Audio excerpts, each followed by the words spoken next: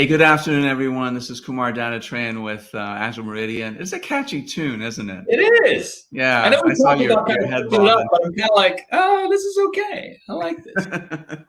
Right. And for this episode, this is we're up to what, episode 45. So we've been Jeez. doing this now for maybe a year and a half or so.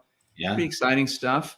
And our title, of course, is the art of emptying your glass. And that doesn't seem all that artful. You just take a glass, right, and you empty it. What's this about, Mike? Tell Well, us more. actually, this is one of my favorite topics, and I would say one of my top five. This is something that for a long time I didn't know existed. I didn't know, and I didn't understand it very well. I really didn't know it was a thing, and consequently, it made it very hard for me to help people move from where they were to where they wanted to go. If we want to lump that all together into, successful change management, right? I know it's kind of cliche-ish, but we'll use that because people recognize that term. So what I found in trying to do a better job in my earlier career and helping people with change when they were looking to improve something or assigning me work and saying, hey, go build this or go do something new, it was always a challenge to try to get folks to come along and to try. And some folks, we've talked about this in other Agile shorts around the Rogers innovation adoption curve, right? Some folks like where they are; they don't want to move, right? And they like where they're at. And what I found is it's really a crucial part of getting prepared and ready for change management. And I never really thought about preparing for change like in that way, but it's very much similar to, we've used the analogy in other shorts around preparing the environment, right? Or in how environments help change things. Well, that's true, but if your environment isn't ready to help, isn't set up to help that change happen, then you're going to be very disappointed and frustrated with your lack of progress towards wherever you're trying to go. So this is really a key concept in making sure that change management activities, whether it's an adoption, a transformation, whatever you want to call it, happen successfully. Interesting. So the really emptying the glasses, as the caption says there, it's really preparing for successful change, making sure people are mentally set up for what this change entails. Is that what I'm hearing? Yes, it's actually a couple of things, and I would classify. There's three things we're trying to do when we talk about the effort of emptying the glass. But one of the first things is we're trying to really, we use that glass analogy, just like you were saying before, and I've got a full glass of water, so I won't tip mine. But using that glass analogy to say, hey, if your glass is full, and I try to put something on top of it, it just, there's no room for it, right? So there's that, we have that challenge as people and talent within an organization in two ways. We have it with our calendars. There's just no time in the calendar. We put more stuff on the calendar. There's no more calendar spots. We're literally out of spots. The other part is in our brains. We don't have the mental capacity. We don't have the mental space for this. Or we have so much noise going on. We can't hear or even, find wherever it is we're trying to put this new stuff within our heads. Yeah. So when we're emptying the glass, we're really emptying those two things. We're creating space in both your calendar and in your head to be able to go after something new, while, again, reducing risk, continuing the operations, and trying to work towards the commitments you already have and minimize the impact on those. That makes a lot of sense because, we are, especially, I keep saying this, of course, but we're still in the throes of the pandemic, if you will, maybe the latter stages of it, but it's fundamentally changed how people work today. And people are working, remotely for the most part. I mean, people are starting to go back into the office, but the remote work, I think, has fundamentally changed people in many ways. People are finding that they're working more, longer hours. Maybe it's more flexible because they can take time off when they need to because they don't have to go into an office, but they're finding that it's hard to disconnect from the work environment. And so there's very little space, right? in your head, in your brain, to Yeah. do any thinking or any changing or even any retrospective in terms of looking at how things are currently working and how things can change for the better. And then when you layer on top of that, oh, we're going to change, we're going to transform, we're going to try this new thing. It's like, I don't have time for that. I don't have any space for that. My calendar is full. So this idea of emptying your glass is it's a nice one, because it's you can get that visual representation. My glass is full, and this one isn't full, but if my glass is full, there's nothing more I can do. Yes. And the only way to do that is to empty the glass a little bit, make some room so that I can take on something new. I like that a lot. Yeah, and it's funny, you talk about there's no room to think or learn. We used to have, we're working more hours because we have some efficiency gain by the fact that we're at home. We don't have to commute. We don't have to do whatever, right? But we're working more. We're not necessarily producing more because it takes more effort to do things when you're distributed, when you're not together. It's more efficient to be effective when you're together. The inefficiencies are in the traveling to get together, right? So you get back those inefficiencies when you're at home, but now it takes twice as much effort to get the work done because you're not together. You don't get the cues. You don't get all the same. You don't transfer information as fast with each other. You don't come to decisions or get work done as fast. And we're working more hours to produce the same thing. So we kind of traded efficiencies, right? But we don't have downtime on our commute. I used to think about my day coming home or going into work. I used to generate ideas then. Yeah. I don't have any of that now. There's no time between the coffee pot in that room and the chair in this room. I don't have enough time to walk around the block. Right. Yeah, exactly. So we need to plan those events more so than ever. Now, I've been doing this since 2013-ish, around there. Yeah. So, it's been going on I've been doing it for about 10 years, kind of with a technique that we're going to mention at the end of this, right? There's a couple of techniques, and one which is really effective in generating the results we're looking for and actually giving people space in their glass, real activities you can do to do that. And it's very successful. But people need to do that now. And you and I are getting requests to do this because companies are trying to figure out how to they're still recovering on how to try to work the best way they can with this distributed environment, right? Sure. So we talk about those two things that we're trying to gain, the two things we're trying to gain in terms of capacity. We're also trying to get two other elements. There's two other benefits to doing this and in macro categories. And that would be, one of them is kind of getting some ahas around what it is that we're all thinking, what we're all doing. And what we talk about our collaboration maturity model in several Agile shorts, right? We talk about you need participation and visibility in order to have an opportunity to get alignment and consensus. And without those four things, you can't build a path and execute a successful path of change management, of moving from one place to another. Yeah. It will be inefficient. You only get a portion of the results. It'll be frustrating. You'll feel like you're dragging people along, and other people feel like they're going too fast.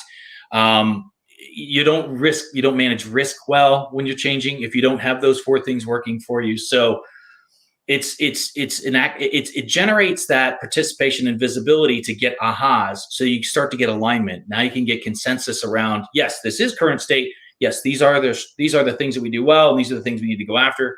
This is what's may prevent us from making this change happen. These things are things we can leverage to make this change happen better. And you start to get that agreement. Now you're getting a quorum, right? Together, you're getting mass around a group of people that can make this happen.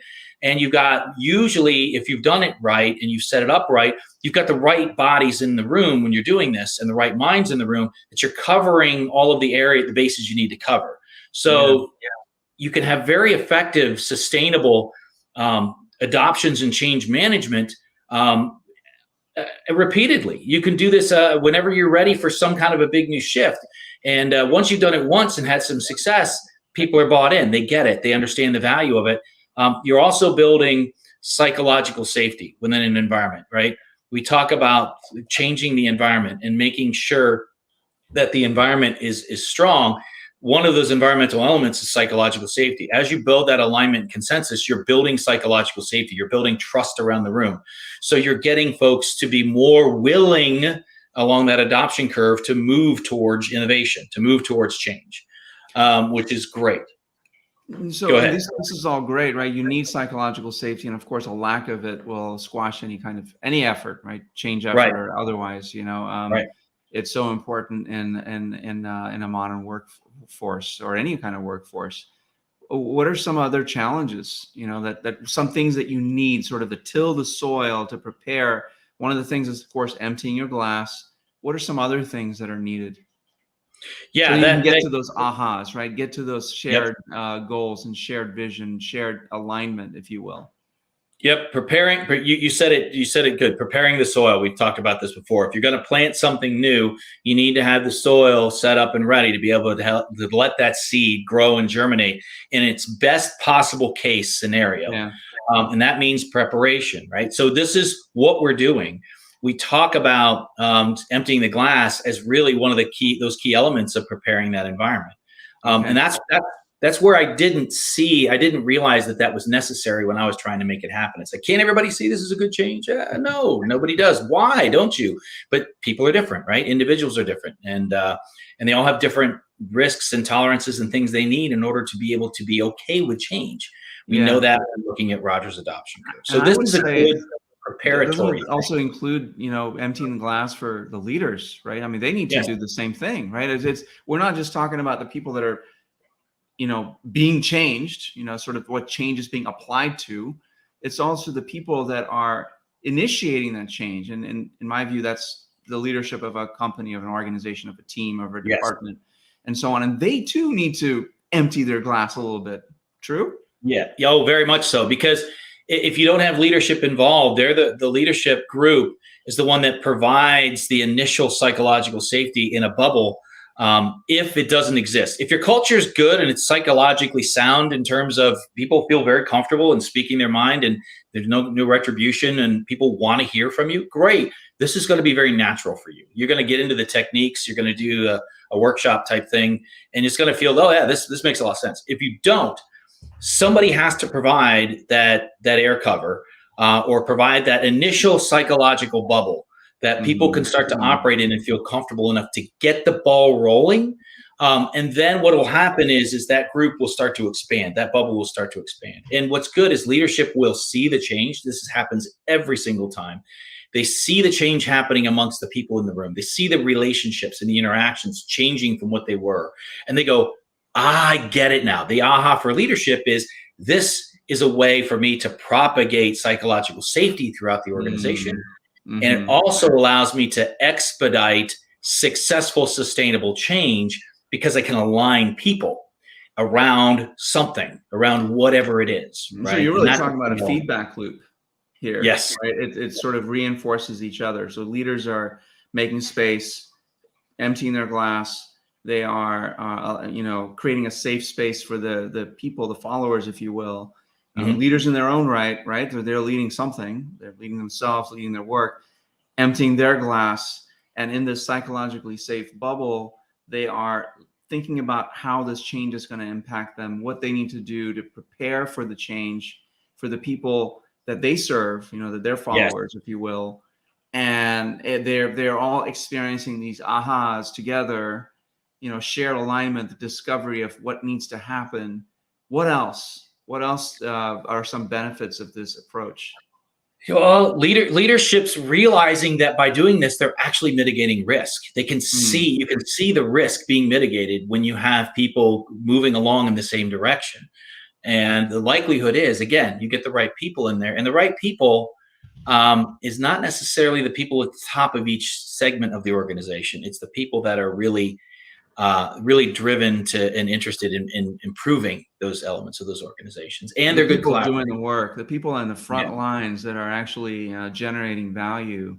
They're the ones that are. Is that what you're saying? So it's really making it easier for them to empty their glass and implement some of these changes, right? That are being talked about. Yeah, you don't want to look at the org chart and go, okay, give me the director of this and the director of that and the director. No. Look at the humans involved and say this person is a good collaborator and they've always been interested in moving things forward. They're not afraid of change.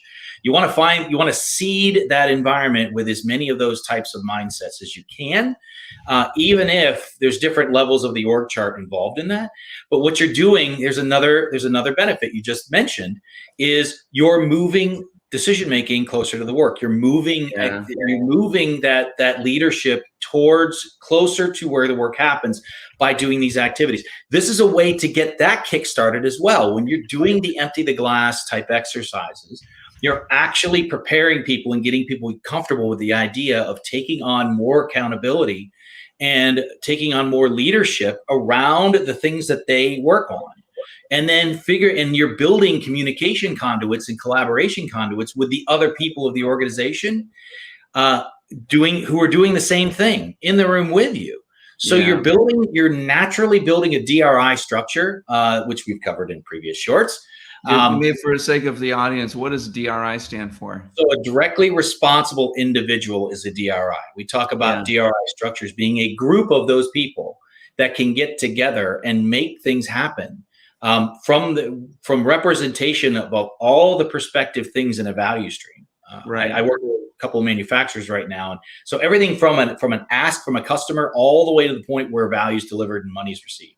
Yeah, and one of the key aspects of DRIs is, at least the way I understand it, as a DRI, as a directly responsible individual, their role is to provide leadership as a service, meaning they are leading their group, and if the group can't reach a consensus on a decision, the DRI, their role is to pick who the decision maker is going to be, who is closest to the decision, the work, who, and then the direction to go. So if we're in a room and we're discussing something and we can't reach consensus, and I'm the DRI for that, then I might say, hey, Mike, which way should we go? And you might say, we're going to go north. I'm like, okay, that's the protocol. We're all going to go north. We're going to follow Mike's decision. Right. And you can't do that without an environment where there's psychological safety and trust. You can't do that in an environment where there isn't alignment and consensus, where people don't see current state the same way. So all of these things, the last thing we didn't mention before we go to the technique is that we're trying to expel the space that we're opening up.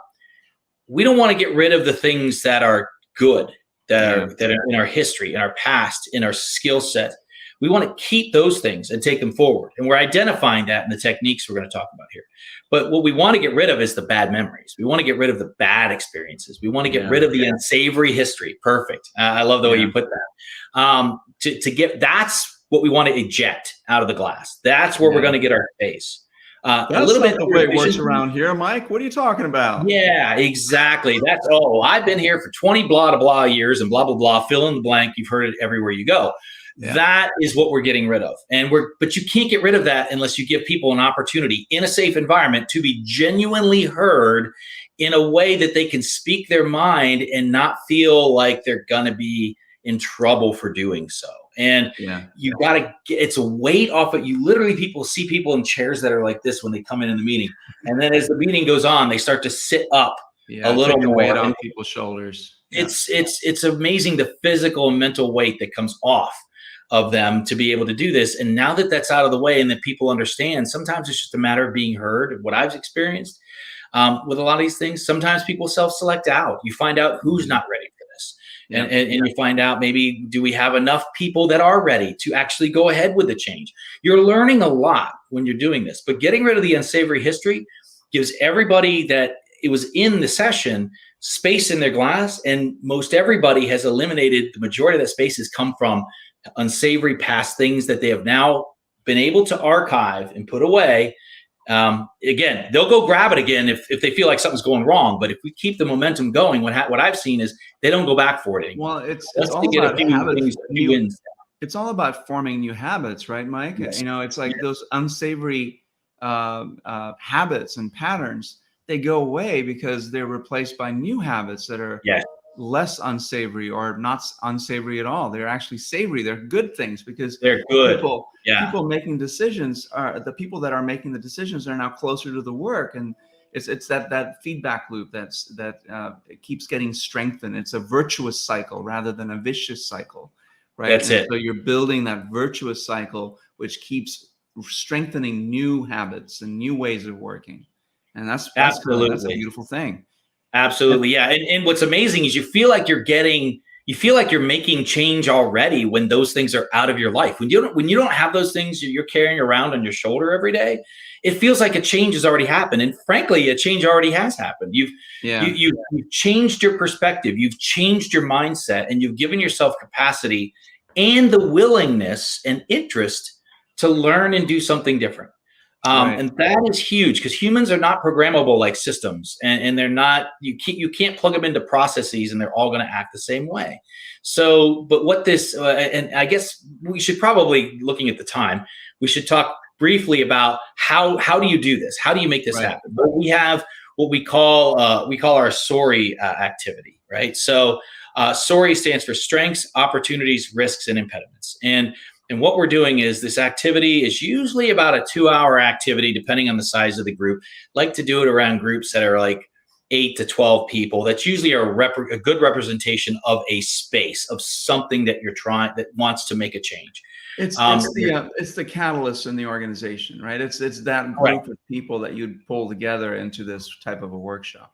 Absolutely. Right? And that was, again, kind of you getting with leaderships. What we do is we get together and sit down with leadership. We think about intentionally who are the folks that would be in that catalyst group and why. Mm-hmm. So what we do is we coach and consult leaders on the things that they should be thinking about or looking for. They know the people, they go get those people. Usually about 80-90% of the people are good. I have some groups where nobody self-selects out. I've had one group where 40% of the group self-selected out. Mm. Hey, what it did is it told the leader, I don't know my people as well as I thought I did. There's some things that I thought that would work in this, and they're not. Obviously, there's some other things. So even just getting that catalyst group together uncovers a lot for leaders. But the SORI activity is about a 2-hour activity. The workshop's usually about half a day. Sometimes with a bigger group, we'll go a day because we'll tie it in with some other things. But this is one element of something that we do when we're trying to help folks really take and make a shift in what they want to do. If they want to impact their culture, they want to change the way that they operate. They want to become the category 1 company in their space. This is what we talk about, right? Yeah. This is one of the beginning steps. This is a soil preparing activity to plant new seeds. I have found that I when I'm not able to perform this, in fact, to this day, right now, if someone were to come to me and say, I want you to help me change my organization, but I don't think we need this, I would say no, thank you, because I don't have what I need to help them. This informs the facilitator a lot. Seems like on what's going on. Right. I haven't run this personally myself. I've done stuff like this. This seems like a very powerful exercise, just on the face of it, not knowing enough about how it's facilitated, but I can imagine how it's facilitated. Yep. It seems to me also that the outcome of this is that you're building sort of a steel thread through the organization, one that can grow and sustain. And as that steel thread, again, you're going across sort of the maybe multiple value streams in the organization, finding those catalysts to come together. And as it builds and the momentum builds, you can kind of build other steel threads in the organization, transplanting some of the people, the catalysts, to start coaching and helping and guiding other people that would form new steel threads. Is that a pattern that you've used, Mike? Yes, absolutely. That's it. That you can propagate this thing out. You can repeat it, right? In fact, I'm with an organization now I've been with for a little over 2 years. We're on our 3rd element. They're a manufacturing organization. They have a strategic leadership group that's doing strategy. They have now 2 facilities, 2 entire manufacturing plants that are running, and they got started with this technique as part of like 6 or 8 things that we did to get them kicked off on building an organizational structure that would allow those facilities to run without plant managers. Yeah. So they are innovating, running, and improving their operations without a plant manager. Yeah. And they're more nimble, they're more adaptive, and they're more agile in their activities now because of it. And this is one of the elements that we've done in every single instance, a very, very first or second thing that we do. Yeah, it seems very simple. Empty your glass, make more room, but it's not always as simple in practice because, like you said, you have to create that psychologically safe bubble, if you will, for people to even be willing to empty their glass for something Yes. new, right? What's going to be the impact if I don't do X, Y, or Z? Am I going to be reprimanded? Is it going to be on my review if I leave something off that I now am responsible for? And so I think it can be really powerful. Just as simple an activity as emptying your glass, making some room, getting rid of some meetings that you don't need to attend to. That could be really the catalyst, if you will, for transformation, Yes. a larger scale transformation. It's a beautiful concept. It really is. It's sort of a systems thinking concept. It's like, what's the root cause of what prohibits change? It And if you introduces think about system it, thinking to everyone in the room if they that's haven't right. had those Yeah. And you experiences. think about the So we root need an introduction. cause, it's people just don't have time. And so if you remove that element and you give people time back, or encourage people to take the time, then that could be the catalyst that's needed to support change. It's a great There concept. are unhealthy and unsavory elements inside of every one of us in our daily activities and in our historical careers with our jobs and our own personal careers, whether it's from company to company or whatever. And we rarely get an opportunity to talk about those and to archive them. A lot of Yeah. people carry them forward for so many years over so many different jobs and companies. And this is really an opportunity to let go of a lot of that stuff. Yeah. And No, it's a great, it's a longer than a short. It's a long yes, short, but it's a very valuable conversation. And I hope people that are either now listening or will listen to it, contact us. We would love to help you in your transformation. And actually, I came into this honestly. I'm tired. I'm overwhelmed myself. Lots of work going on, and I'm energized by this conversation, Mike. that's great. Yeah, I'm really energized. I'm gonna make it a point to empty a little bit of my glass today and see what can I and I would say the lesson here is not just from an organizational perspective, it's an individual thing too. How can you Yeah. empty your glass to learn something new, to change how you work, to reduce your overwhelm, to whatever it might be that your goals that you've been procrastinating on or postponing because you just don't have the time. How can you empty your glass a little bit to make time for the things that are important? Absolutely. It's a Yeah. valuable thing to spend time on. Incredibly valuable. It pays so many dividends, it's hard to calculate. Yeah. But if anybody's ever interested, yeah, reach out. We can talk to you. We can actually have you talk to other leaders of organizations that have experienced this and they've experienced the results. In fact, we're getting ready to do a testimonial with one client that we've got locally here and talking about those very things. So, Yeah. it's exciting. So it'll be in the show notes below, just, information on how to get a hold of us. We'd love to be able to talk more about this. We could talk about this for an hour, but we are going to try to keep this under 30 minutes. We're at 28 right now. And so Let's do it. Yeah.